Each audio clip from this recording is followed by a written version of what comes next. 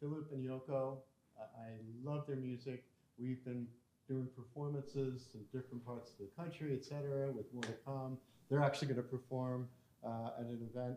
If you're around here next October in Symphony Hall, you can hear them perform, right?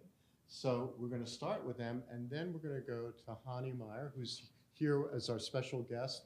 She's going to talk about her experiences in Vienna before she left, before the Nazis really took over and threatened her family, and what that experience was like for her, right? And she has some things to show you as well. So we got a lot to pack in, and we'll have a Q&A that could hang over past 5:15 if you want. Nobody's shackled to their seats, but I have a feeling you may want to stay a little bit longer if Hani wants to speak longer as well, okay? So with that, let me give you some background. It's going to be a little out of chronological order today, so you really need to have your journals out. Because a couple of reminders. When we're dealing with Schulhoff, Philip has to leave early, so I want to get his segment in. We're going to go a little chronologically out of order with Schulhoff for that moment, but I wouldn't worry about that because, as you'll find, Schulhoff, in some ways this makes sense in his life. He lived a very unconventional life. And that showed in his music, his politics, just looking at the arc of his creative career. So with that, let's just start. You see his dates. And one of the things I'm going to remind you as we're going through today, in your journals, remember we talked about the elements of a critique last week? Employ those elements that we talked about with a critique. And here's your opportunity to use that when you're hearing the four movements of the Schulhoff Sonata for alto saxophone and piano. And then you're going to hear solo piano pieces also with Yoko a little bit later on. Now, what's going to be important for your notes, and I'm going to say when we jump around, maybe you leave a few pages open, if you will, if you're doing it analog. We go through a Dada period. We go through the classical folk, the classical jazz, the political. And what we're going to find is that with Schulhoff, this was an extraordinary figure on so many levels. Very versatile as a pianist and as a composer.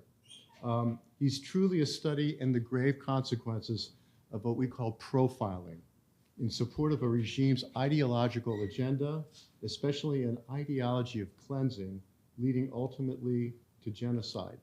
So think about using your ID charts for him. And we start off, here's Erwin Schulhoff. He was born in Prague on June 8th, 1894, into a model Czech-German assimilated Jewish family. And I point that out because Czech Jewish families at that time tended to speak German at home and embrace that sort of Hochdeutsch, High German culture. And this was as a means also of assimilation and upward mobility. Schulhoff's father was a wool merchant. He was rather successful. His mother, Louisa, came from a musical family. And her father, and you see in this photograph, was the leader of a local theater orchestra in Frankfurt, Germany. And Schulhoff's great uncle Julius was a touring piano virtuoso and composer who mingled with the likes of Frédéric Chopin. So I think a number of you may have heard of him. If not, put Chopin in your notes. I'm going to move along for a bit, but you can also Google him later on. So coming from a family of music, it was no small wonder that Schulhoff was immersed in the arts, particularly in music. He was a child prodigy on the piano, entering the Prague Conservatory under the recommendation of this man, Antonin Dvorak. Has anybody heard of Dvorak? So Dvorak, let me spell out the last name, Dvorak. And so with Dvorak, let me give you just a little profile of him. He was considered one of the great figures of Bohemian or Czech Romantic classical music. And so one of the works that would probably stick out in a lot of people's consciousness nowadays is one of his symphonies called the New World Symphony. Right? Now, with New World Symphony, this is interesting. Here's a composer that was European, trained European, especially in the Germanic Romantic style, German Romantic style, comes to the United States. And what does he do especially in the New World Symphony? he ends up taking Negro spirituals, and he weaves that in to this New World Symphony. So, in one of the spirituals, Swing Low, Sweet Chariot, that appears in this symphony. And I bring this up because think about the Antarctica policy. Quickly, who could tell me where would this run afoul with the degenerate policy? Because Dvorak is not Jewish. He's a tonal composer, yeah. Exactly. So you see the connection with Johnny Spielthoff, all right, the Krennic opera. Same thing where here's a black man who is the major character and becomes the object of derision and the target for the Nazi party, right? So a little more background on Schulhoff is that he studied with the composer Max Reger, who's at the piano, German composer. So he studied at the Leipzig Conservatory before the outbreak of World War I, and then briefly with the other man who was Claude Debussy, one of the major figures in French impressionistic music. And it's quite a contrast, it's the heating system, quite a contrast. Looking at their photos also, one is rather dapper and the other one, Reger, really methodical, you know, very dogmatic. But that aside, what I really want to point out for you is Schulhoff from early on was steeped in the Germanic and French traditions of music. And you'll see where that applies in his music. So in 1913, he won the prestigious Mendelssohn Prize in the piano category. And then he does it again in 1918 for his piano sonata, Opus 22. So you may recall from last week when we were dealing with Bertold Goldschmidt, he also won the Mendelssohn Prize in composition. And you had composers like Dvorak, Strauss, Reger, and Debussy who are really influencing the cultivation of this man's creative, if you will, creative influence in his compositions, but also in the music he liked to perform as a pianist. So here is the young Erwin Schulhoff. We're going to go a little bit out of order because really what we should be doing is the Dada period. And you're especially going to need that because remember, what's your assignment for next week? You have to do your Dada presentations. So we will see, and we will not only see, but we will hear some sections of Schulhoff's Dada, you know, pieces, if you will, right? Now,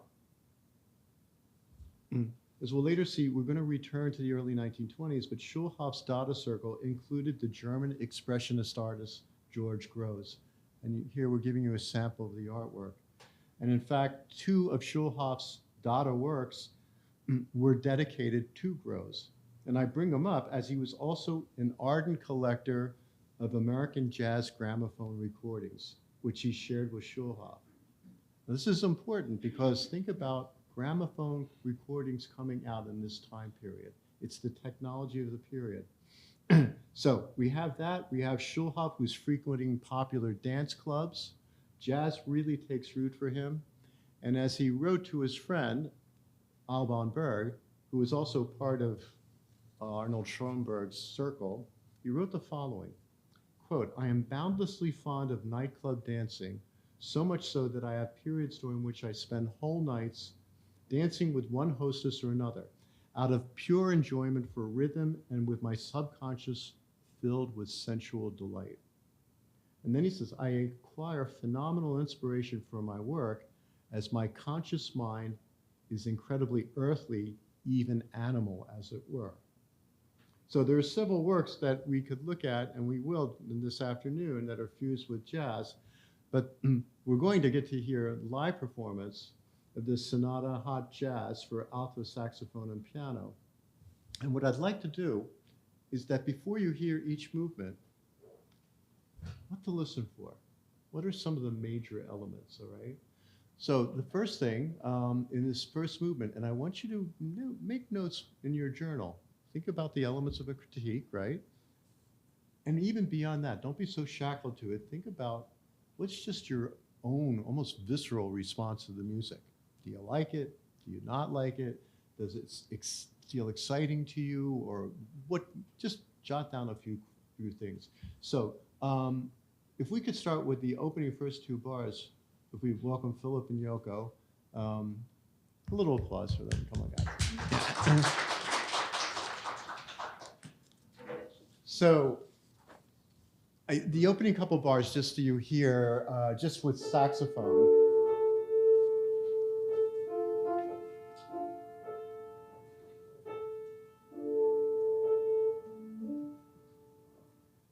So, I find, like, when you're playing this, it's rather hypnotic. It swirls around. It's just like, I won't even say any more than that. Just start the first couple bars if you will.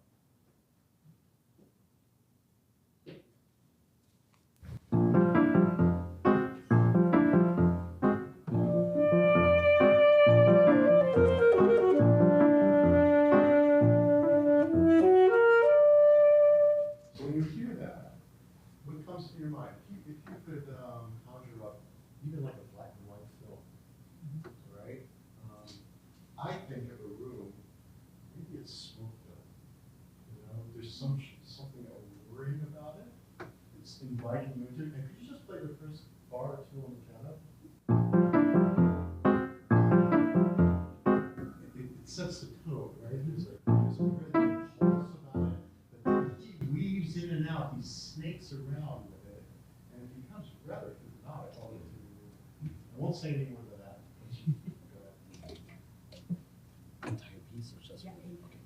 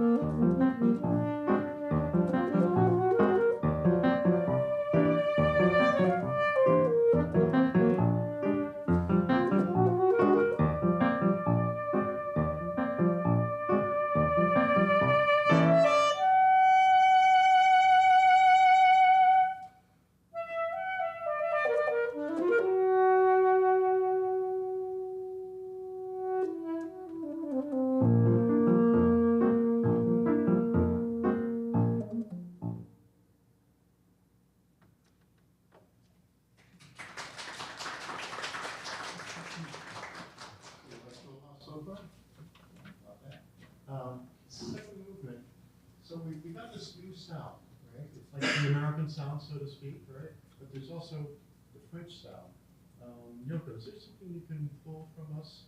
Give us an example, because we got that Ravel Debussy connection. Yeah, so this is like a, this is the beginning of the Ravel, that's Omar Cobra, and then one of the famous Ravel So there's piano great, pieces, yeah. and then it sounds like.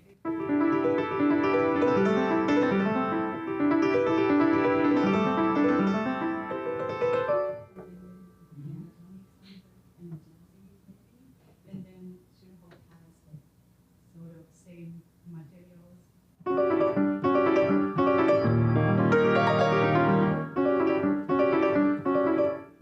Right. You can connect it. So you've got this fascination with jazz, and then you got the impressionism, and Schulhoff pulls that together to make it his own music. In a lot of ways, like we talk about crossover artists, well, he was already, like a number of artists in that period, experimenting with different sounds, different influences, different creative signatures. Right?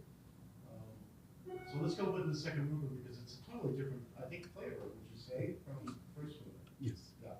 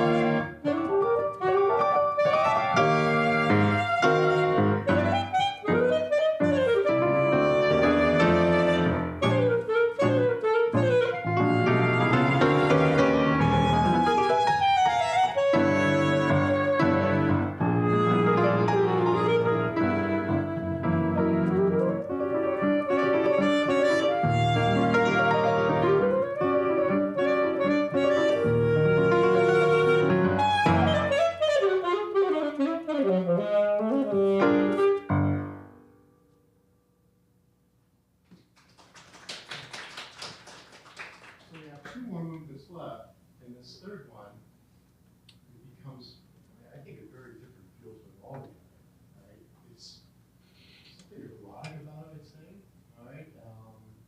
And it's got those, what would you call them, bliss? What do you call those? Scoops or yeah, Scoops. glisses, yeah, scoopy, glisses. Can you give them a quick example of what that sounds like?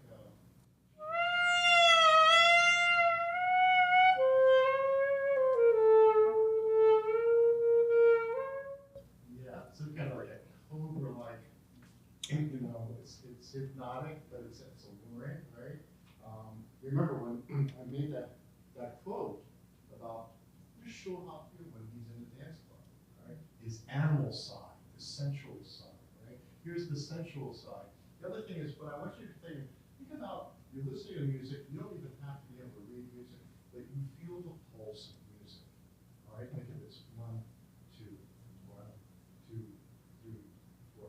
What if you did it that groove where it's 1, 2, 4, 1, 2, 4? You don't get that 3 that you expected, and you hear that in the piano or sometimes in the saxophone, all right? He takes you a little bit off balance, right? And he propels you forward too. So let your body feel it.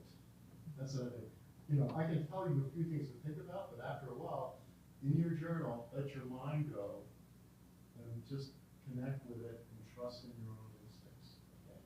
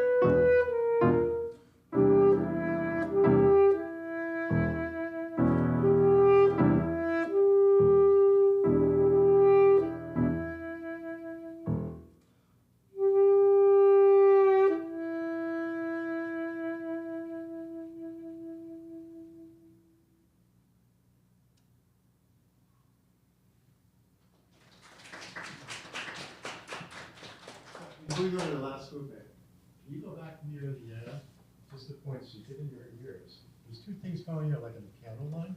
You've got that stride, boom, boom. You've got that constant beat going, right? And then there's the pentatonic chords. You've got that impressionistic overlaying. So you've got like two cultures on top. They're not clashing. Somehow he brings them together. Could you just play one or a couple measures? Yeah.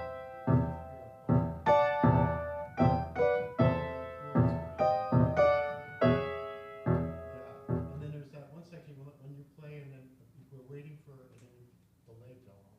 Boom.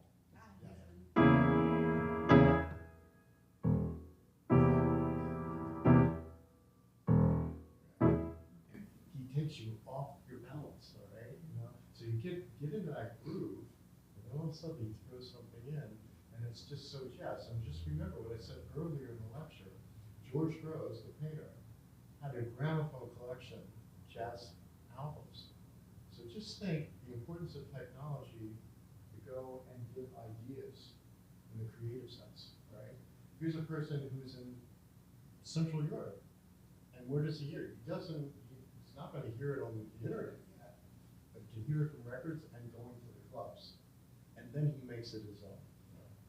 Anything you want to bring to our attention for the last movement? What do you think?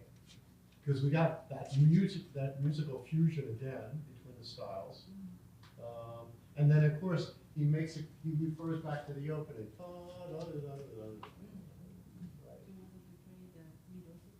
Oh, can you do a few bars of that? Yes. Yes. Thanks.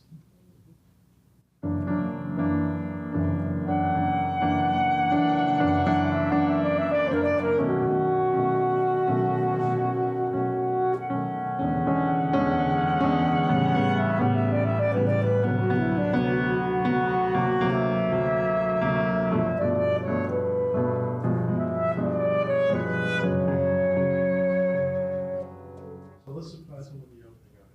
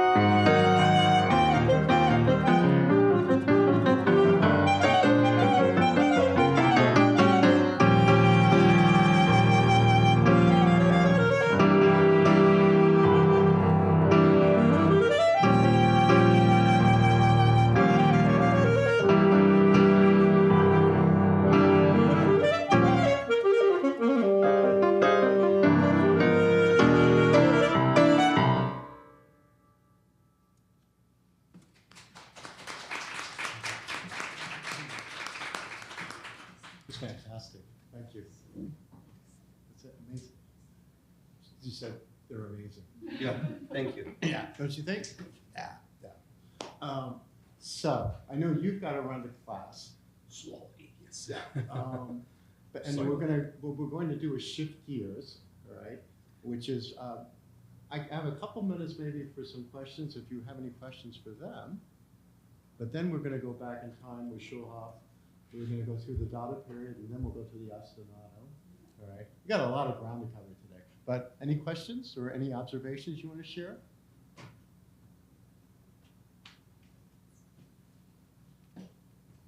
It's a very quiet place. That's fine. Okay. Oh, wait a minute. Yeah. I'm curious, as you guys play, what do you think about?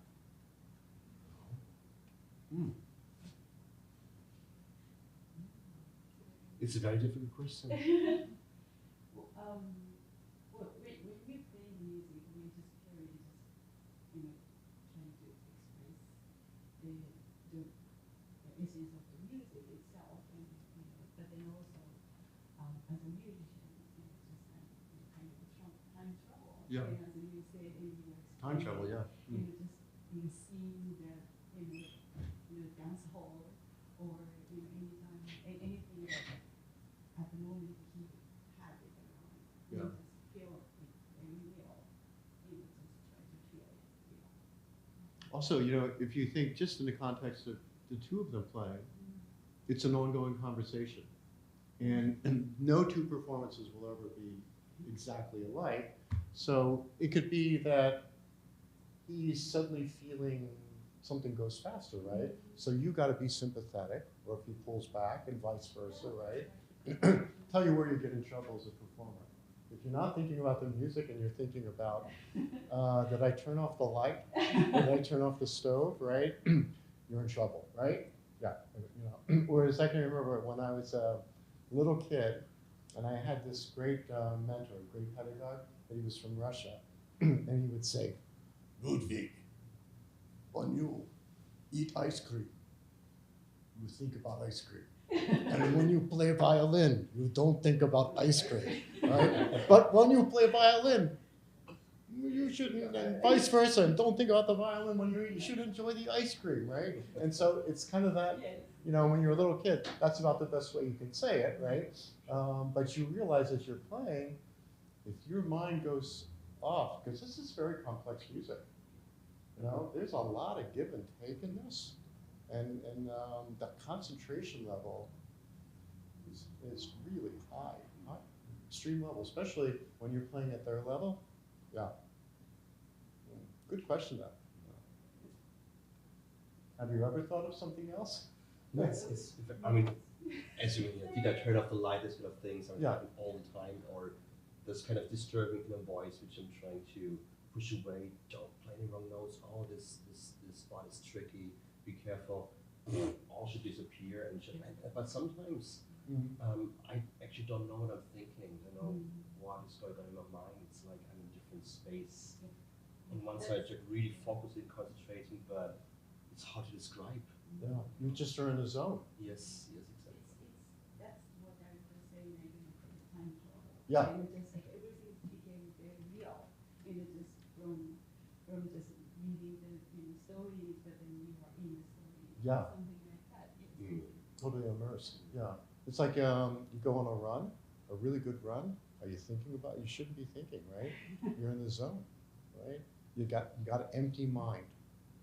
That's what you're. Well, if you can't have empty mind, but it sort of feels like that. It's like Exactly. You can't quantify it. But once you've got it, it's like a drug. You got to have more. Exactly. When you're that focused on something and it gets you going, nothing like it, right? Yeah. Absolutely. So thank you so much. Oh, pleasure. Thank you. So here's what we're going to do. We're going to go now back to Dada period. Then we'll go back with Yoko, all right? So here's a photograph of Schulhoff, and he served in the Austrian army in World War I from 1914 to 1960. And This is important to note. In his personal diary, which is dated January 8, 1916, he writes the following. In July 1914, the madness began. And now we are supposed to be patriots, shout hurrah, and dash off war poems, short stories, and military marches. But the most, and he puts this in quotation marks, sublime thing is to be a soldier. He's being sarcastic, mind you. And he goes on to write, the popular cry, safeguard your culture while men are being killed, is for me painfully tasteless. I maintain that the years 1914, 15, and 16 are on the lowest human level, and quite frankly make a mockery of the 20th century. I say this even though I am a soldier myself, end of quote. So he served on the Russian front where he was wounded, and these are some of the things you want to put in that ID chart. And he ended up in an Italian prisoner of war camp at the close of the war. And Schulhoff's wartime experience had broad-reaching effects on his political and artistic associations. So you really want to be zeroing in your focus on the political as well as the artistic associations we're going to cover in the next hour. At the time, his pacifism, his anti-nationalism, and socialist beliefs were considered to be to the very far left of what was sort of conventional European politics of the day. And in the early post-war years, he worked with several avant-garde artists, like we mentioned George Grosz, and Otto Dix, I'll spell that for you, D-I-X, who shared these political convictions as well. So artists like Grosz and Dix, and we're seeing some of their works, were among the leading forces in what we call German Expressionism. And I think we should touch on what German Expressionism is. This was a cultural movement that is, it's a bit challenging to define, as it's not distinguished by a singular style or method of creation, but it's more by the mindset of the artist who's creating the work. It was a style that emphasized the artist's inner mindset as opposed to representational or realistic art. So it was also, as you'll see here, a rejection of this, what they called stiff bourgeois social values and, quote, stale traditions of the state-sponsored art academies. So they're rebelling against their time and the trends of the time. Simply put, basically you could put this in your journal. Subjective reality versus the objective. And this movement was not relegated to just German artists. So you probably know this. Anybody know? What is it? Scream, good.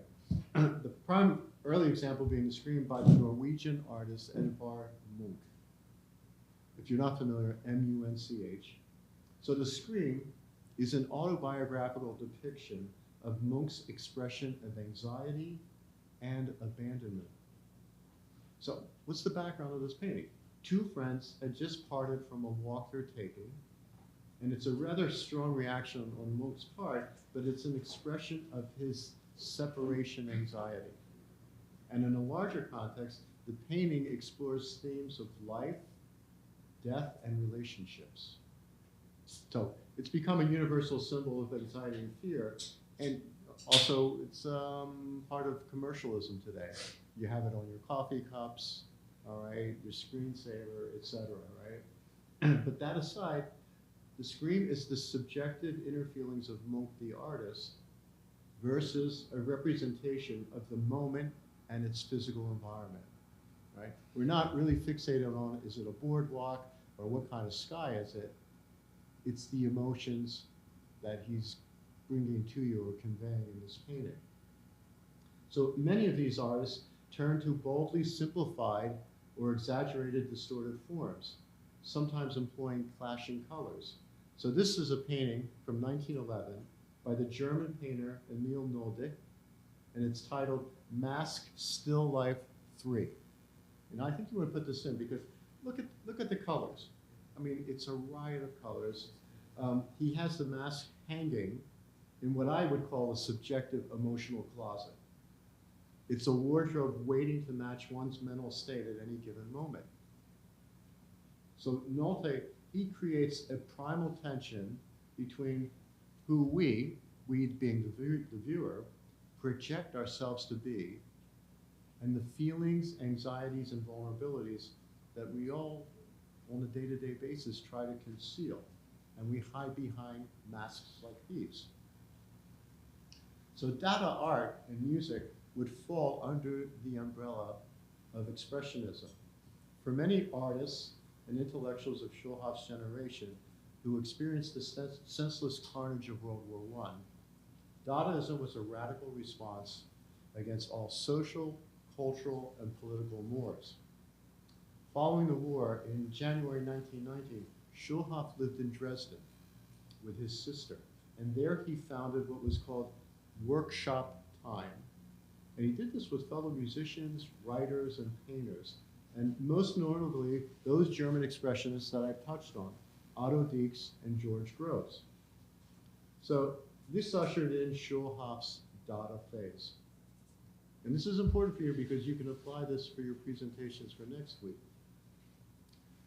So before we look at Schulhoff's connection to the artists Dix, Grosz, Griebel, Schwitters, and Ball, we're going to look at some excerpts from Dada manifestos.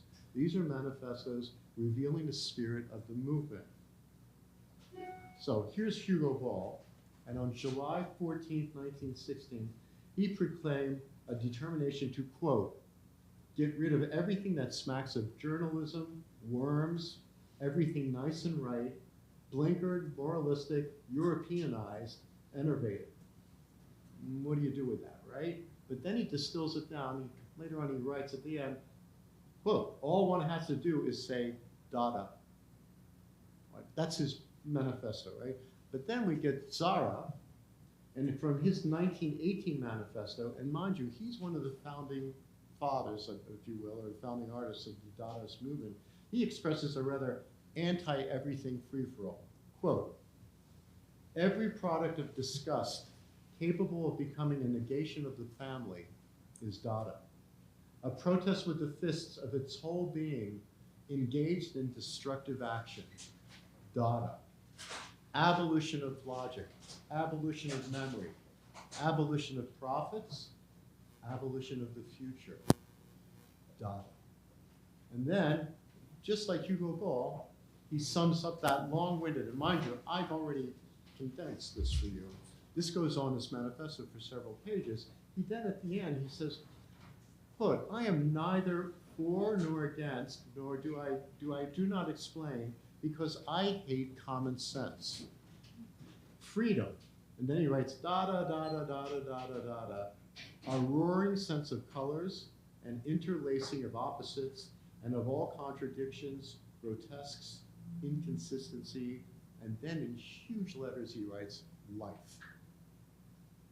So life, this is kind of interesting to me because what do you remember from when Sam Bach spoke to you on week 2? You remember something? It was very much at the end of the lecture. Yeah. He said that, like, if is what makes life, so we have a lot of, like, ifs within life. We had a lot of ifs, right? Yeah. And remember, he said in his latter part of his life, he's focusing on the middle, the if. If I had done this, if I hadn't done it, as if this hadn't happened, all right? Those things. But now I want you to shift to look at Schulhoff's manifesto. This is 1919. Absolute art is revolution. It leads to coups in order to open new paths and is the most powerful in music. That should grab your attention. Powerful in music. Music reflects the revolution most strongly and deeply. Complete escape from imperialistic tonality. And then, this is what I think we're really going to find important down the road. The climb to an ecstatic change for the better. So for me, and I think you'll find too, Schulhoff's manifesto, it's more of a personal statement of conviction and less that of defining an artistic movement, right? And in fact, it certainly flies in the face of what we just saw from Zara and from Hugo Ball. So Schulhoff's Dresden Dada clique included the artist Otto Griebel. And you're going to want to put down Griebel. Like Schulhoff, Griebel served on the Western Front in 1916. And as he went off to the front, he took some rather interesting non-combative items with him. This kind of clicks with Schulhoff. So, you know, one would naturally assume, if you're going off to war, you're fighting in the trenches, what do you take with you? Probably photos of loved ones, maybe a note, letters, something like that. But in Griebel's case, his were tokens of artistic icons. He had a letter from Van Gogh, a biography of Cézanne, and a book of prints from Toulouse-Lautrec. And I find this all the more interesting because think about it, these are French artists, they're the enemy. So here, even though he's fighting in this senseless war, just like Schulhoff notes in his diary, Griebel is also, in a way, it's kind of a protest because he's holding on to his own artistic convictions, right? So we've got this thing with Griebel, his language, what is he doing with his artwork, and he's connected with Otto Dix, and Griebel was seriously wounded in battle in March 1918, and he was tremendously affected by what he witnessed on the Western Front and in the field hospital where he was recovering. In fact, he later wrote, quote, "It was a place of horror, suffering, and death, soldiers whose faces were shot off, and listening to the screams during surgeries without anesthesia."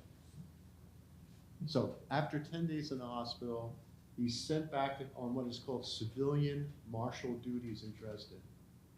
And then a year later, he participates in an exhibition of artwork. He's sharing his artwork with that of George Grosz, Otto Dix, and Kurt Schwitters. Now, I don't know if you would remember Schwitters. He's an unusual artist. This is a Dada song from Kurt Schwitter.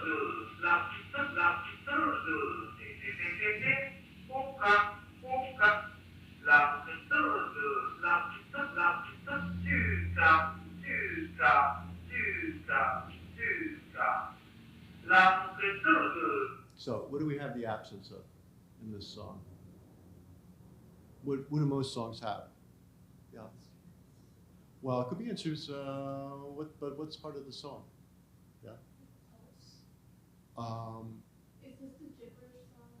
Well, it's kind of like that. Yeah. So it's thinking about words too, right? So you're right about gibberish. You've got the pulse.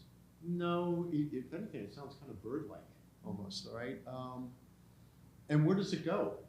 And usually a song has, even if it's weird lyrics, it's got some content, some direction, right? And this, no. And then here is something from Schwitters. He's an artist that worked in multi-mediums, all right? He has music, he's got painting, he's got sculpture. In fact, you may know of this. We call it installation art. So you come into a space and the artist creates almost a world within. Maybe say it's in this room, right? And maybe they're making a statement, and perhaps in his case, if you were to go into this, you would see it's made of a variety of materials: paper, wood, sculptural pieces. He's got elements of sculpture, and then we can't hear this right now, but in there, if you're walking through it, he has his own songs or his music that he's playing there. And in a sense, what he's trying to do is he's creating his own little mini Dada universe. Does it make sense? Probably not, depending on what his manifesto is, all right? But then we go back to Griebel. This is Griebel, and this is one of his paintings. It's a self-portrait. He met Schulhoff at one of the Dada soirees that was hosted in Schulhoff's sister's apartment. And I'm going to tell you, when I say soirees, this is not a stereotypical pre-war genteel salon. These were Dada soirees that often broke out into fistfights. Right? The politics of anarchy, communism fused with artistic expression, and to a degree experimentation, not to mention alcohol and other substances, would lead to reactions among people who were either creating, those who were sitting in the audience, so to speak, and then there would be people where, if the windows are open and they're hearing it. And remember, what have we talked about in the last couple of lectures? Avant-garde versus the establishment. How does the establishment react to new trends of expression? Or how does the establishment react new trends in thinking, socially and economically, right? Same type of thing. So here's where we see a collaboration between Griebel and Schulhoff. These are 10 themes, and I think you want to put this down, from 1919 for solo piano. And what does Griebel do? He creates lithographs, a series of lithographs, and we don't even know for sure, and then perhaps they both did this purposely, we don't know which came first, the chicken or the egg. Was it the music first, then followed by the lithograph as a response, or vice versa? What I think is more important is, what do you guys see on first look? Just looking at the painting. Give me a quick. Industrial, okay, good. And we think about industrial age, mechanization, right? What makes you think that? Screws, saw, just looks a little mechanical. Yeah, okay, ratchets, right? Yeah. So industrial, mechanical, right? Now here, Schulhoff's response musically, whether it's its response or maybe it's vice versa, that is a response to Schulhoff's music. Come on.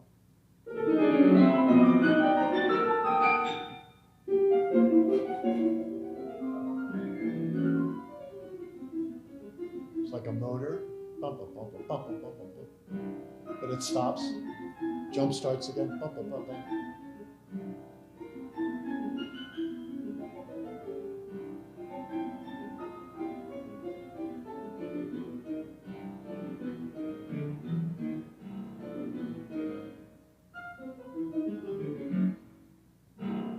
Okay, I'm giving you 5 seconds. Write down any word that comes to mind or words.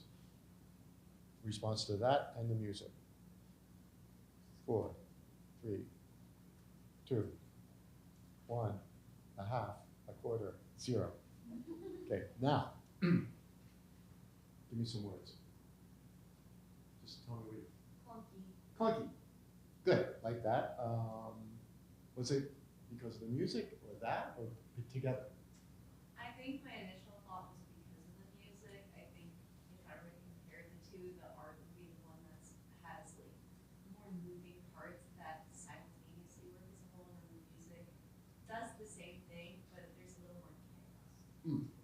Good. And so, yeah. Yeah, I was going to say chaotic or complex. And if you look at this, who here works with schematics? Or looking, if you were looking at this for directions, none of this works together, does it? I mean, when you think about this, I see the ratchets and cogs and things like that are mechanized, right? And they're connected, like say a Swiss watch, but they're all interconnected. You need them to do it. If you look at this, it's really not. When you said clunky, I like that because it's disjunct. And it's kind of, if we try to put a machine like that together, all hell would break loose, right? And if you go and you listen back to the music, oh, think about it, 35 seconds, right?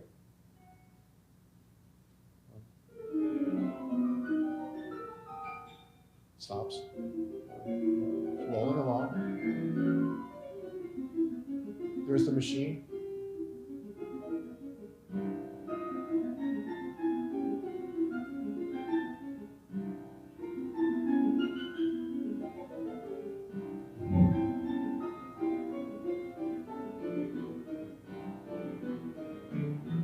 So it never stays totally engaged. You notice? It fits and starts, right? And so it is that beautiful collaboration, visual and orally, right? I say Dada period, it was born out of the soirees, but we have still 3 other pieces from Schulhoff where the Dadaism really takes different turns. But before we even do that and we leave the Schulhoff-Griebel collaboration, I want to note a little bit more about Griebel. You should have in your notes, especially from the 1930s and World War II, because there are striking parallels to some of the composers we've already studied. So Griebel's political and aesthetic convictions were inseparable, like Schulhoff. And you see, this is from the, remember the Antarktika Musik exhibit? We had the Antarktika Kunst, the degenerate art exhibit, of which this is here. You see his photograph. So unlike artists like George Grosz, and Dieks and Griebel both stayed in Germany throughout World War II. And the works of these artists were vilified, not only in this exhibition, they could not be shown publicly throughout the rule or the regime, if you will, of the Third Reich. So Griebel, he is left out in the cold. He's still painting, but remember, he's not Jewish, he's just a German artist. He is not allowed to have his art exhibited. And if you go back to a parallel, think about last week. Remember Karl Amadeus Hartmann? German composer, stayed in Germany, also wrote music, if you will, of protest. Remember how he was protesting the Dachau prisoners, the invasion of Poland, also Jews being isolated, all right, in the string quartet. But he's still writing music, it's just not getting performed, it's not getting published. And the same thing is happening to Griebel, he's left out in the cold. So Griebel survives all this, but he does stay here. And what I want to go to is the next work of Schulhoff. Does anybody know what this instrument is? So the smaller instrument that the gentleman has, it's a bassoon, right? And this is a double bassoon or contrabassoon. This is a huge instrument, right? Schulhoff decides to write a piece for it. And he also writes about the piece. And this is what he writes. He says, for the sake of general comprehensibility, the divine spark may be dormant in a piece of black pudding. Now mind you, this is a Dada period, so some of the things he's writing to you, he's purposely trying not to make sense. Right? So he writes, be as dormant in a piece of black pudding just as well as in a double bassoon. Wherefore I dedicate this composition for digestion to all friends of lyrical poetry and aesthetes. In brief, to all individuals of discriminating tastes. As others play their sweet melancholy tunes on the violin, I, for my part, do just the opposite. Mind you, only to make you mad, you tiny minions, you witty gigolos, you salon intellectuals in horn-rimmed spectacles, you pathological tea blossoms and withered expressionists. So it's kind of nice. He writes you a program note, right? And you're reading it, and what does he do? He's insulting you, right? And he's making it clear. Then he goes on, he said, I shamelessly declare I arose from dirt and that I am in love with dirt. You, however, were born wearing ironed out trousers and spick and span evening jackets. You snobbish brutes, you. Right.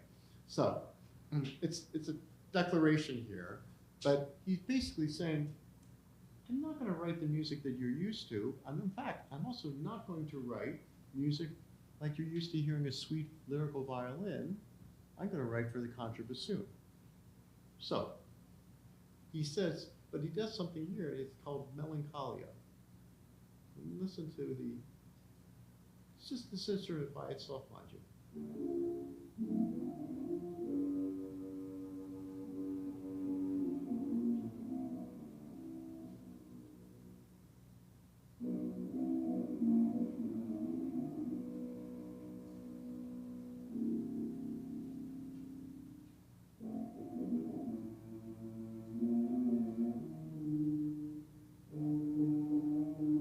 Does it sound tonal or atonal to you? Write that in your notes.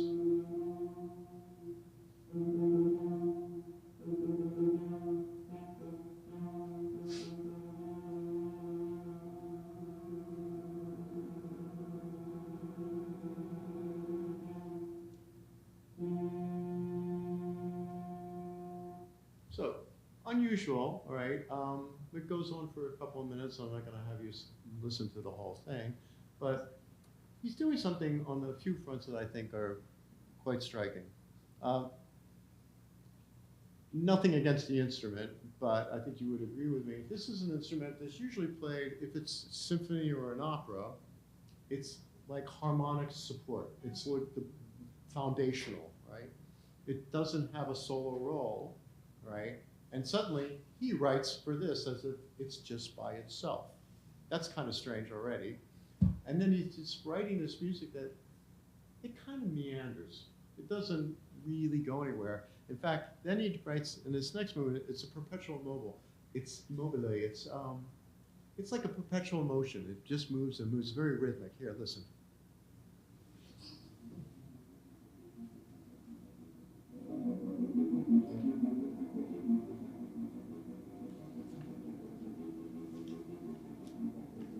Put in your notes, what does it remind you of? Huh?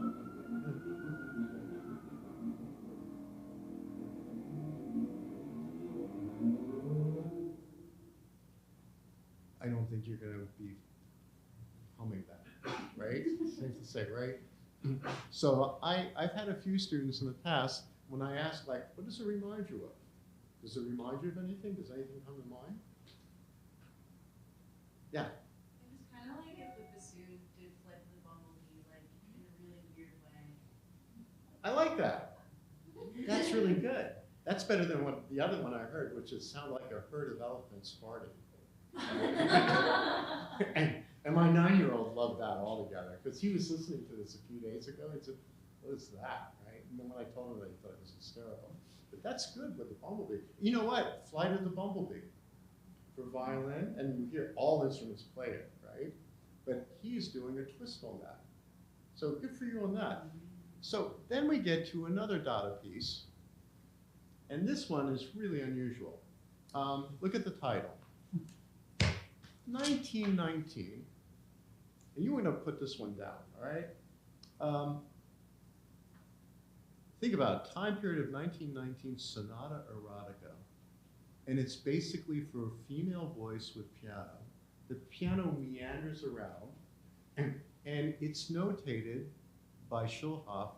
It's a piece that's, well, it could go for more than 4 minutes, but it's usually 4 or 5 minutes. And it's about a woman who's about to have an orgasm, right?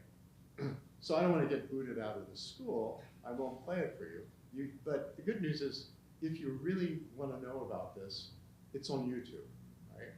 And if you follow the score accurately, not only does the woman have an orgasm, she then relieves herself on stage. Now, this is still kind of out there for today, but think in terms of 1919. What kind of statement? So, on the basis of what I've just described for you, what buttons do you feel he's trying to push? What statement is he making with this? Yeah. I think he's definitely trying to make people uncomfortable, and just whatever boundaries exist for like the status quo, just completely disrespect. Yeah. And how about that thing for men only? That's why I'm confused, because why? Yeah. I don't know. I don't get it. Yeah. So here's the thing. We are not sure. It could play either way. Is he, because he's thumbing his nose at social convention, right? Is he also asking the question, why is it for men only? And it's not a man that he doesn't have a male voice, vocal voice, he chooses a female. So is it perhaps a statement there as well? We don't know for sure, all right? But, so if you want to do it, it is on YouTube, there's a couple of versions, all right? But the next one, in futurum. So, can you guys see that clearly? All the way to the back? All right, powers of observation. I always harp on this in this class. Can all of you read, you know what these are? Does anybody look at this and say, I don't know what I'm seeing on the page? Do you know what okay. So all of these are rests, right? You don't play. Okay. So if you notice, all the way through, there is not one pitch. So if Yoko were to sit at the piano, and mind you, you can also see performances of this for YouTube, right? But more importantly, what goes on here, to sing with this expression in Italian, with sentiment and freedom, always without to the end, all right? So you've got all these notations, and what is this? It's a visual thing. Because if you see all of a sudden all these notes, these rests, And then why all of these? And then suddenly it opens up again. Right? So depending on how you want to cue it, and you'll see like on one version on YouTube, maybe somebody just sits there and moves their hand as if they're going to play, and then they get really right. But here's what else I want to draw your attention to. Notice the exclamation marks. So emphasis, right? Here's one, here's now two, here's a set of three. Here's a question mark. Now, here's four exclamations, but now here's the thing that really grabs me. I'm going to make the case here that this is the first example of emojis. Because what is this? This. Here's a frown, here's a smile, here's another smile. So there's what? 1, 2, 3, 4. It's actually also perhaps a play visually on the fermatas. Right? So, what could you be saying with that? And there's no correct or incorrect answer. But if you're looking at that, and if you were to imagine that Yoko sat at the piano, and now she can take her time. She could be at the piano to do this piece for 3 minutes, 7 minutes. There was a piece by John Cage. I think it's 4 minutes, 32 seconds, I found out, or something like that. Is it 4:32? 4:33, yeah. So this comes out 30 years before Cage. Only Cage had better PR. All right, everybody remembers Cage, but this is the first that we would know. So that's pretty out there that he's doing that, right? So you got that. What would you take this as the challenge? Is there a comment on this, commentary going here, perhaps? I mean, think about it. It's silence. If she sat down at the piano, and I just said to you, I'm going to show you this music. I say, all right, and now we're going to have Schulhoff's masterpiece from the Dada period, and she sits there, and now for the next, 6 minutes, and God knows what, all right? Now, maybe at first you're laughing, but after a while, do you feel uncomfortable? How do you feel about silence? And then I'll make another cross connection. Think about the Griebel lithograph, mechanization, the industrial. He's making a commentary there, and maybe he's making a commentary about how crazy life has become, and, well, I don't know how he would do with our world now, where it's wall-to-wall sound, right? Think about it. Where can you go where you could have a stretch of quiet? You go to the supermarket, don't you hear music? Almost every place you go, we hear something, right? Where do you ever go as a group where it's silent?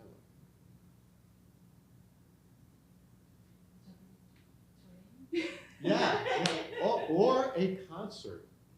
Because now, think about how we ended last week's lecture. What was the last piece we looked at last week? You don't remember these lectures? I was hoping you'd think, oh my God, I'll never forget that lecture. Come on, what was that? What's the last piece we did?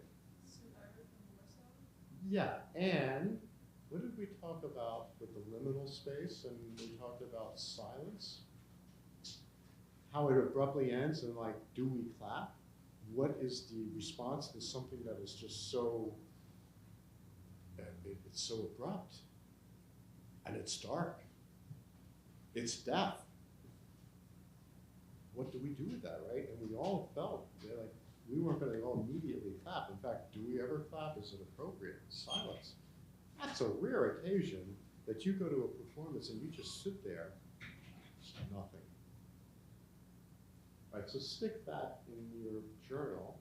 And then we go to one last Dada piece. And this is dealing with militarism. So he takes a model that many people would know. It's from a Haydn quartet, but it's also, does anybody know? German national anthem.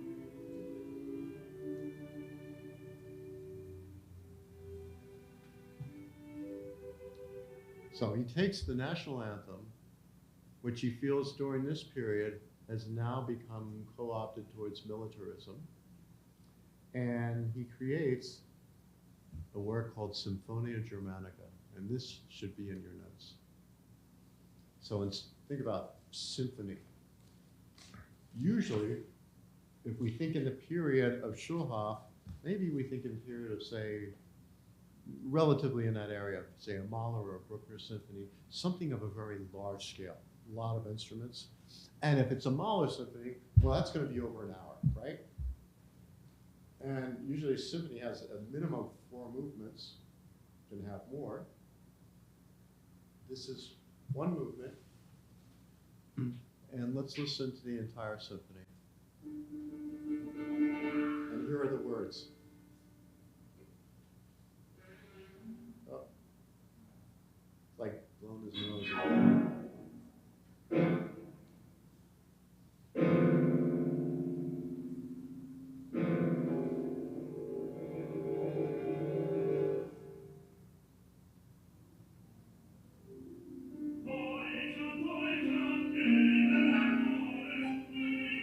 So there's the German anthem.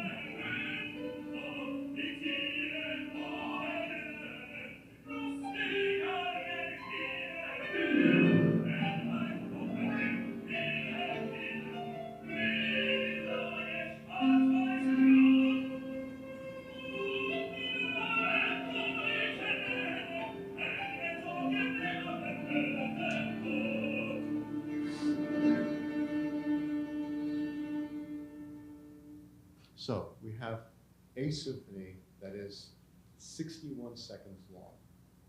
Not 61 minutes, 61 seconds. It references something that everybody would know in Germany, and probably most people in Europe, if not all. He uses lyrics that it's gibberish, but it's close enough. Deutschland, Deutschland. You think of Deutschland, Deutschland. We have the obradas, but everything else is a mangling it a bit, all right? A thumbing in the nose. That raspberry, he goes and makes that noise of derision. The other thing is, if you looked at the piano part, the pianist is instructed that he or she will play with all body parts. He'll say, use your arms, use your face, use your feet, sit on the piano. So it is performance art. It is performative protest, if you will. Maybe you want to put that down too. Think about performative protest. And we've already seen examples because remember Hindemith? Remember with Minimax Musik? And how they dressed up like they were a military band? And then it sounds a bit like comic. It's cartoon music, right? And think about the piano part where he's saying using body parts in its performance art. Remember that clip we saw of the Stara soiree?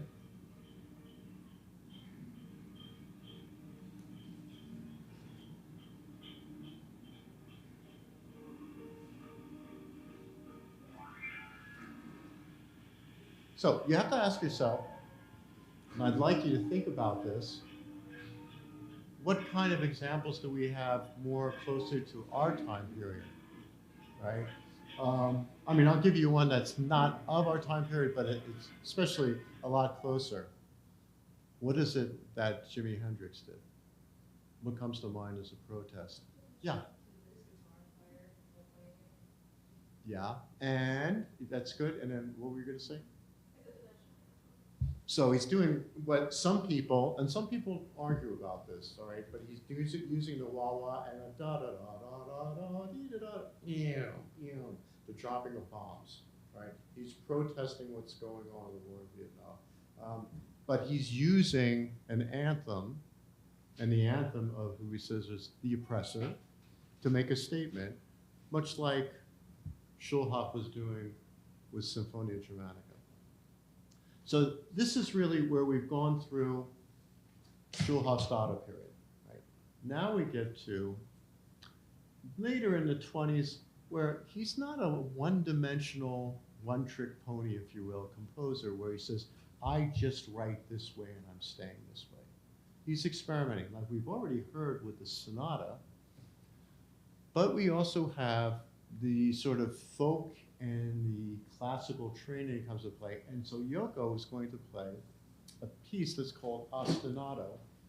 And put this down in your notes. This is for solo piano ostinato. What do you guys remember of ostinato? We had this in our class, yeah. It's like a continuous theme that's just like it's just hard to bear sometimes because it's like pushing. It can be, right. It can be. It's obstinate, all right? Yeah, it's ostinato, so it's constant, and it can be a motif that comes. We'll say if it's in music, if it's this motif that's played over and over, usually in a bass line, or we did that example where it's rhythmic, like bolero. Remember we had that, right? Now in this case with ostinato, Schulhoff writes that, quote, these are family matters. They're 6 intimate and humorous portraits of everyday life with his new child, his son Petra, all right?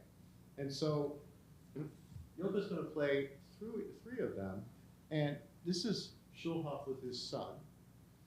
Now his son's a bit older, but at the time he was writing this, Petra's like a toddler, all right? He's learning his, or a little earlier, he's learning his first words.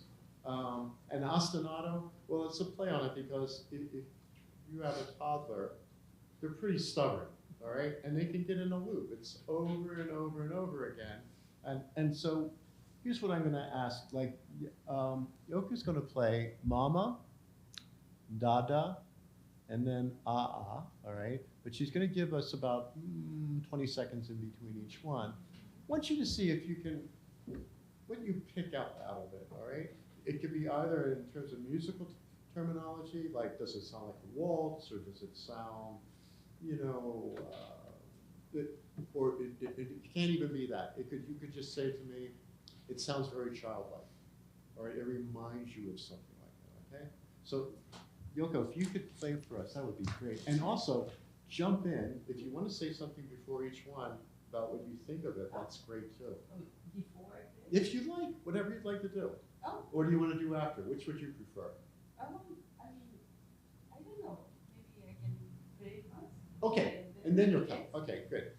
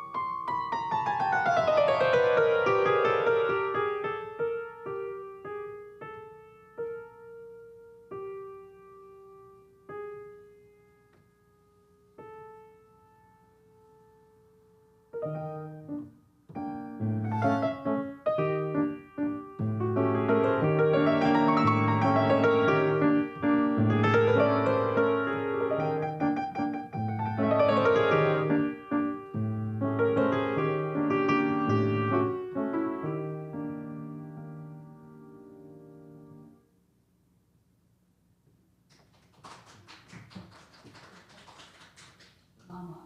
Yeah. Yeah. So yes, mama is mama for the little kids. Yeah. And also mama for husband. Yeah. Yeah. So that has like lots of dimension and like Yeah.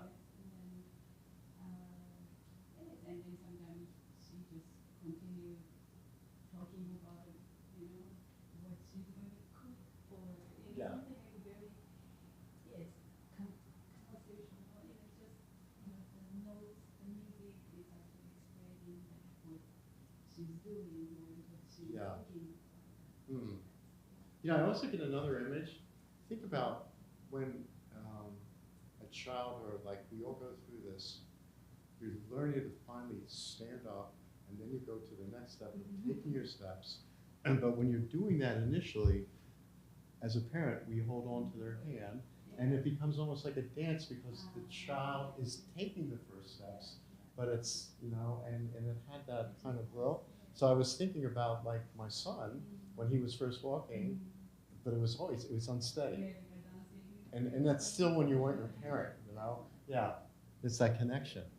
All right, so you got stuff in your nose, right? Let's go to the next one, which is it that? Yeah.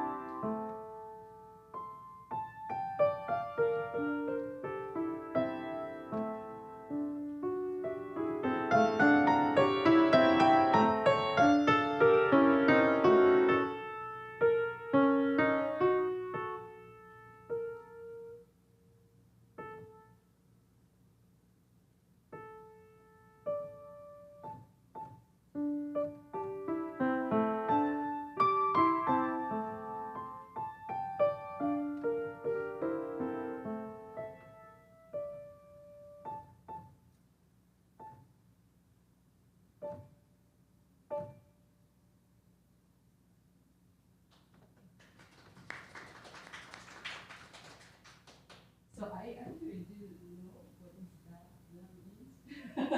So then it's just my imagination how I play it. So Yeah. then I think yes, mama or papa is singing too. Yeah. And then the kids are actually just immediately the song.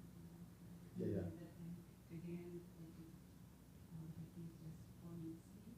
Oh yeah. So then we just be very quietly, just with the blankets on and something like Oh, I like that. I like that. Yeah.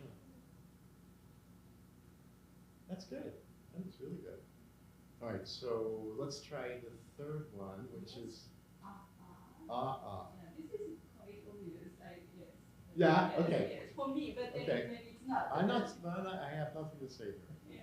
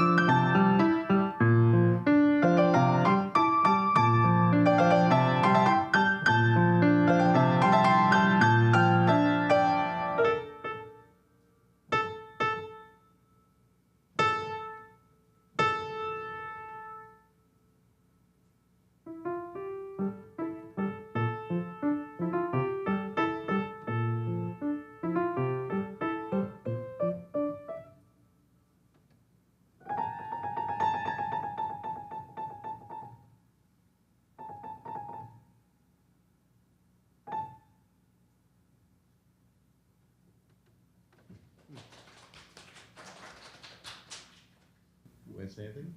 Yes, so Yeah. then first two words is like papa and mama. Yeah. Oh yeah, those first. So like, Yeah. or a little bit older and then, she or he Yeah. wants to have something or wants to pay attention with their parents and then Yeah. Something that I hear, and then just start talking about what she saw, Yeah, yeah. what he sees, that or what he hears, and then the kids just go to the edit, Yeah. then back to Level, yeah. make sure that she's still there. Yeah, right. Are you Listen listening to me? Yeah. I like that. Yeah. So I think this is interesting. This is right around the period where he's writing a little bit of Dada, but he's phased out because he's starting a family, and these are like intimate moments. They're not moments of protest. They're moments of love and connection. So he shows a different side of himself. And he actually puts his politics aside for the moment because it becomes more about the relationship that's about to develop or is developing with his son, right? So we now have to go to the next section, which I don't know if you want to stay, you don't, but I don't want you to feel you're captive. Yeah? Yes, but I think. Yeah, but thank you so much for performing for us and for your insights. This is very special. Thank you. I wanted to come back to your class. Yeah. Yes, I just wanted to be one of you and listen to. Oh. No, this was really, you added so much. I think we would agree to hear the music live and to hear insights from, these are world-renowned artists. These are very distinguished people, so thank you. So I have a question for you. I have 20 more minutes of material. Should we do that, and then we take a slight break, and you get a cup of tea, I'll give you tea, and then we'll do that? Is that okay? Yeah? Okay? All right, and then we'll have a break, and then we'll go to Hani, okay? No, I will not allow it. I'd fail them all if they did that, okay? There will be no room for that. So, now we get to a piece, Concerto for Solo String Quartet and Wind Chamber Orchestra. And I love this facet of Schulhoff. Here's a person not only of artistic and social and political convictions, but the trends of the day he absorbs into his music. So, what are some of the big things that are going on technologically in this period? We have shellac recordings, and we have radio. And we touched on this on the first week we gathered together for this class, which is the idea that now with this technology, it's not, thank you, not that you just go from one concert hall to the next, your outreach expands almost exponentially, right? So you see families where they're listening to the radio, artists realize it, we know that the Nazis realized it, regimes realized it in getting the message across, right? But now, if you can go into the homes of these people, some of these people, they may not have the money to go to a concert. Or maybe it's just not convenient. But now that it's brought into their home, this is a whole new ballgame for not only somebody like Schulhoff, who's a composer. Now he can get people to listen to his music as well as his performance of other composers. But there are some things they have to deal with in the early parts of the technology. So here these guys are. They're trying to record, and they're also, they're doing a broadcast. See where they're playing in to that microphone, right? And they're all hunched together. It doesn't, there's not any much elbow room there, right? But think about when you're looking at it, you got to decide, how do you get depth of sound? You're here in this room, and you can hear not only the difference between the qualities of what each instrument sounds like, but you can hear how they either mesh or blend together and how they're very distinct. But if it's very compressed, and I think you've experienced this, like if you're listening to music on your MacBook Pro, for example, on your computer, as opposed to your headphones, as opposed to speakers. It's a different ballgame, right? Different experience. Schulhoff has to make up for it. So he goes to this guy, George Frederick Handel, Handel, Baroque composer, right? right? Handel was known for writing concerto grossi. These concerto grossi, these are concertos for like string groups, tended to be strings. And they have sections where, if you imagine, let's say violin group 1, violin group 2, say viola, cello, right? And they're all together, and that's called tutti, all of them. Or ripieni, where ripieni in Italian means padding or stuffing, right? So it's sort of like it fills the space. Then you have concertino or the principale. Those are the solo groups. So imagine, let's say you had a string quartet that's soloist, and then behind them, there's the spiel solo, the two mono solo, the cello, but then there's a section in each of them. If you go and alternate between the two, you get a sense of dimension, right? So, for example, that's the group. Now, small group. Boom, boom, boom, big group.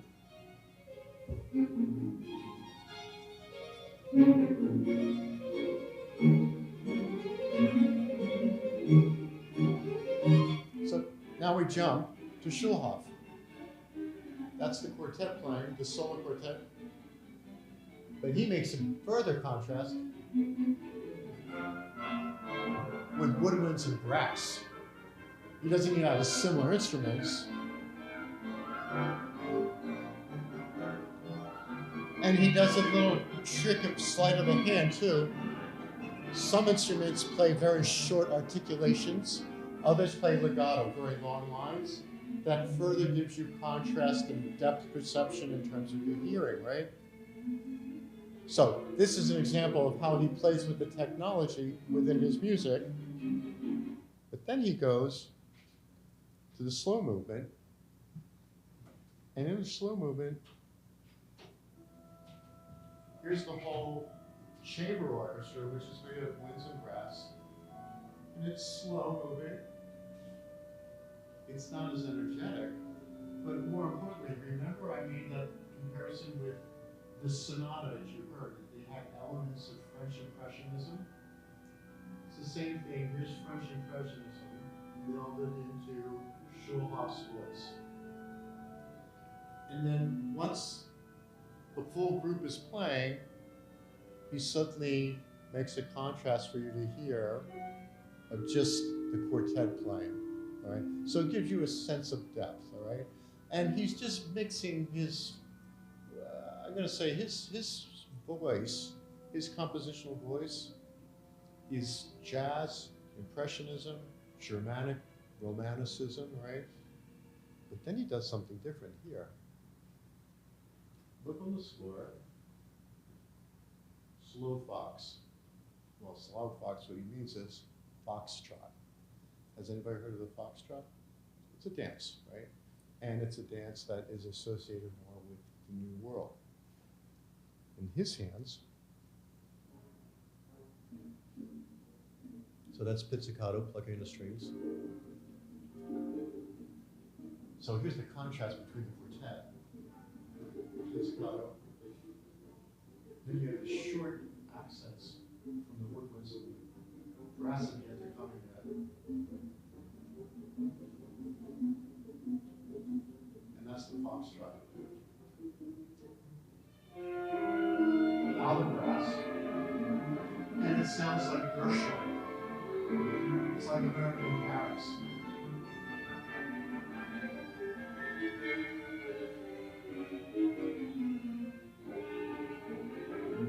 That does not sound like it's from Central Europe.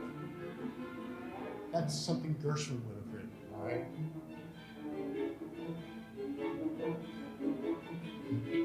So he's already changing over, right? And in fact, well, this is a long time ago. This is me playing that solo part with the Boston Symphony Orchestra. So we introduced this back. This was lost, this piece. Here's a piece from the 30s. We end up bringing it back to Europe, and then we recorded for London Decca, and we start soloing around the world with this. But you can tell it's an old picture. I mean, do I look like that anymore? No. But imagine introducing that to a whole new generation of people who have been totally disconnected from it. There'll be more to that picture and the storylines shortly, but then I have to switch over on something else about Schulhoff. Look at this keyboard. There's 3 of them as opposed to 1. Why? Because this man, Alois Haba, A-L-O-I-S, Haba, H-A-B-A-A, H-A-B-A. He is known as the father of microtonal music, quarter tone music. You want to write this down. So what's quarter tone music? Well, first of all, you can see that those 3 keyboards, right? Traditional keyboard. You see the traditional keyboard there. This would be the basic keyboard, but now you're splitting the half tones into quarter tones. Can you imagine what that sounds? This is something very foreign to our ear. Here, listen to an excerpt of this.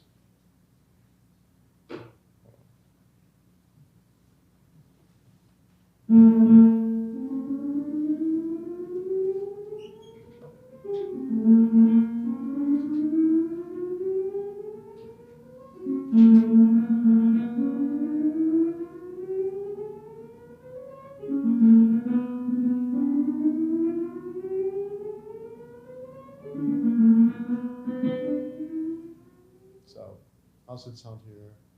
It's not something you're used to, right? We're used to hearing it in half tones. Think about it. We went from, we're so comfortable with tonality. Then when we hear atonality, maybe it stretches our listening horizon. Now you hear it with quarter tones. But actually, we have been hearing quarter tone because listen to this piece that's in quarter tone for a second.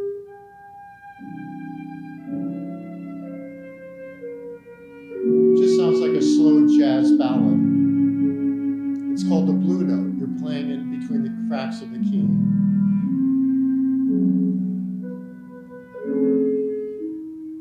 So depending on the instrumentation and the style, that it could be something we could get used to. But in most cases, when you hear quarter tone music, it's kind of like sucking on lemons.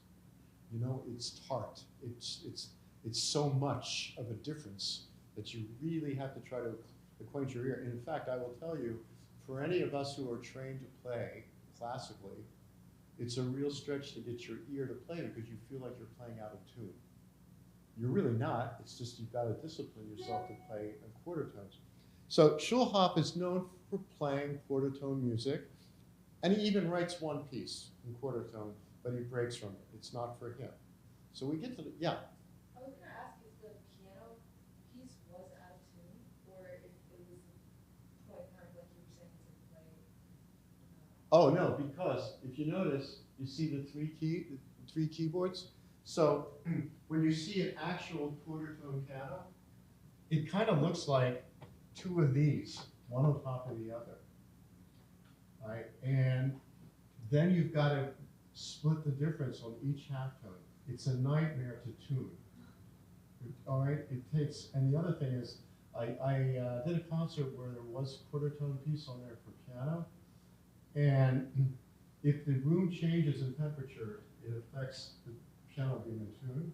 Now, if a quarter tone piano is out of tune in any part of the register, it drives you to distraction, right? And it's kind of weird to even try to link up to it. So it has to be precisely tuned, or it doesn't work. And there are people, believe it or not, who can really hear quarter tone music, and that's, to them, no different than us speaking English. Because it just acclimatized their ear to it. Like the guy who was the father of this, he would make the case if he was here in this room, he'd say to you, why? There's nothing wrong with that. This is natural. This is as natural as, why is your music, your tonality, natural and mine's not? You know, and, you know, I mean, yeah? Some of the music of the Near East has all these. Yeah. You have it, Balinese music, gamelan, all right? You hear that? Absolutely. So we get to the political, and here, Schulhoff decides, remember, he was socialist, but he became communist. And he became an ardent communist. So what's he do? He decides to set the Communist Manifesto to music. Now we know of Karl Marx. And what he does is he takes key phrases from the Communist Manifesto and sets them to 4 movements for large orchestra and large choir. So here's a quick sample. So you hear the trumpet. It's kind of like a call to arms. You're on the battlefield. Boom, boom, boom, the marching. It's very regimented. It's the people's army, okay? Ours is the world. We're on the move with our movement. And now the voice is singing sections of the Communist Manifesto, okay? And this is a long piece, all right? This is...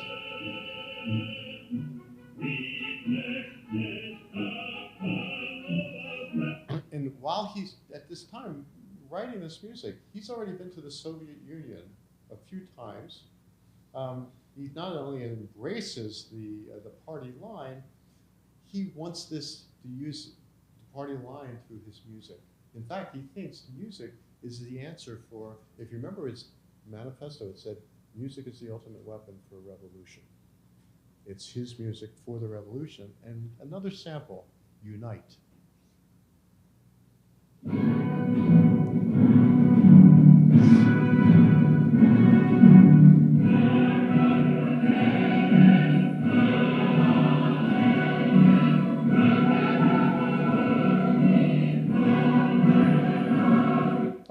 I'll spare you, because if I played the whole movement, it would go on for at least a half hour of just this over and over again.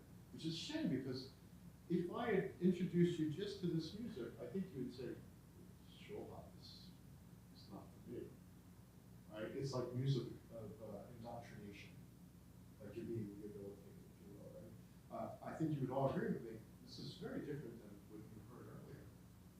They're very different, right? But this is the vehicle for him because he wants to affect world change. Now you have to think, this is during the period of the 30s, and we have turbulence all throughout Europe, which we're going to hear shortly from Hani. Here's a man, born Jewish, right? He writes music that has elements of atonality and jazz, which are considered degenerate, so he's a second target. And he's communist, he's a Bolshevik, he's a third target by the Nazis. If you look at the degenerate policy of the Nazis, he's a triple target. He's living in Prague with his wife and son. They're trying to get out desperately. He's writing pieces. For example, he's writing this symphony, number 6, which is called the Freedom Symphony. And in the Freedom Symphony, we're going to jump ahead, but he models it on Beethoven's 9th. So Beethoven's 9th Symphony is about the brotherhood of man. For Schulhoff, he's saying, I'll use the model of chorus, and I'll use the large orchestra. I'll base it on grand fugue, the whole structure. But my message will be not only brotherhood, it's going to be about freedom. And he's thinking about this because look at the landscape. At that time period, we have Mussolini and we have Hitler. All right. And this is on his mind. I have to make a statement. How are we going to free ourselves? And meanwhile, it's closing in on him and his family because Prague is about to be occupied by the Nazis. Where is he going to go? The one thing that was said to him was that he had a Soviet passport.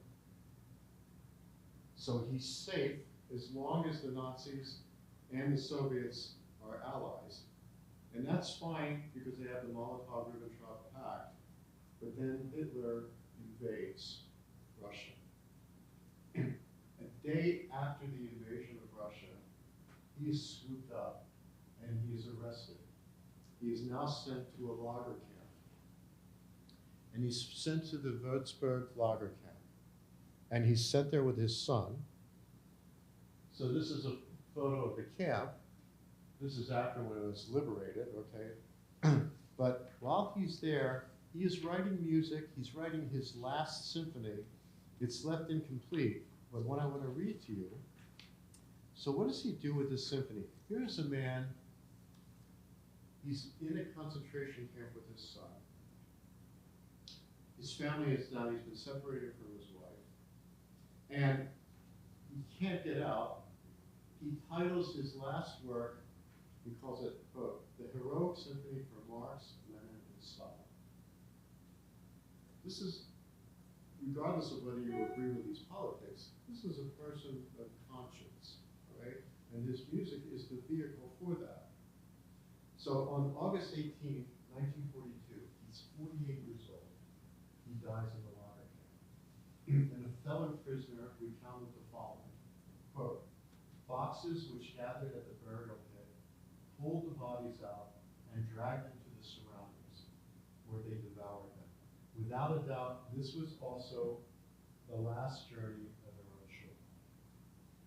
So, there's more to this story that I want to share with you, which is, I'm now performing his music, I'm recording it, and I'm supposed to play the Schulhoff quartets in New York. It's the first time they've ever been performed in New York. We suddenly have to change it to quartets by Krasa and Haas. These are composers you'll get to know next month. And this gentleman, his name was Jacob Minzer. I come out of the concert hall, so think about this, like, well, you come out of the concert hall, usually if somebody comes up to you, they'll say, "Oh, great concert, thank you for following." This guy comes up and he takes his finger and pokes it in my chest and says, "How dare you? You didn't play the Schulhoff quartets." So what happened was in the program, they didn't have the change in the program. We had to announce it from the stage. So I'm sort of not only confused, I'm also curious, how does he even know about Schulhoff? Because in those days, nobody really knew about Schulhoff. So I asked him, he said, "I was in the barracks with Schulhoff. I knew him." Okay. So I got to know him. He was a resource in my research for Schulhoff. He also collected the artwork that Schulhoff's son had done in the camp. Right? So he gave them to me. He did not want them to be just shunted away in a collection and never be seen. So what you get to see is something that the son did. I think you saw this one, so I'm not sure. So this is Schulhoff, the father. The son draws this.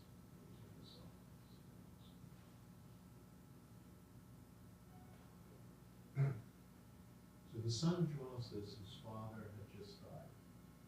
Remember the account I just read to you? Put in a pit, all right? It is the last act between the son and the father. And you see here, it says the birds heard in Bavaria, the concentration camp. It gives the date, August 18, 1942, the moment of death, the day of death, right? So you see this drawing. And it's something I want to drive home to you. Think about, remember I talked to you about the liminal space? This Shema is the prayer that was sung at the end of Schoenberg. And they don't even get to complete the prayer. They die in the gas chambers, right? So it's that moment between life, the struggle for life, and death. It's that liminal moment. And here is that liminal moment between father and son, life, and the finality of death. But this is something that I wrestled with this. I've had this for many years, and I think about it periodically. There are other layers to this, because it's a moment. Think about Petra, the son. He's in this concentration camp. He's not with his mother. He just lost his father. He has no one, no family or friends to grieve with. He does not get to bury his father. He does not have that ritual, if you will, the pardon, right? Perhaps this is his act, this is his ritual, his way of grieving on one layer, right? And perhaps it's also another moment that it's a moment maybe of defiance and protest. Because remember, I just told you, his father was writing a symphony even in his last days of life in the concentration camp. He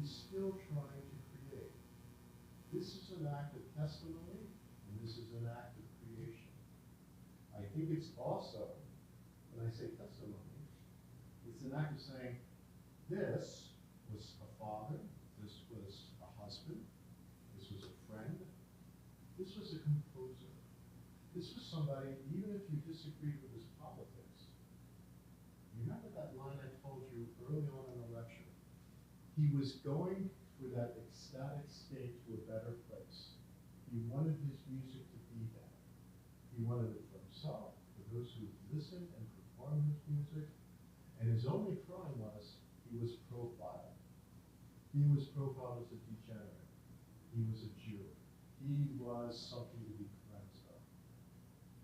This is the power of language. That first class we had, I was talking to you about words, language. If we're not careful about language, it leads to this. Something to think about, right? It's the power of art, the power of music to transcend. So, I feel it's important whenever I can to share this. It's better like this in front of you than on a wall. Because on the wall, you can only say so much and then you move on to the next piece of art.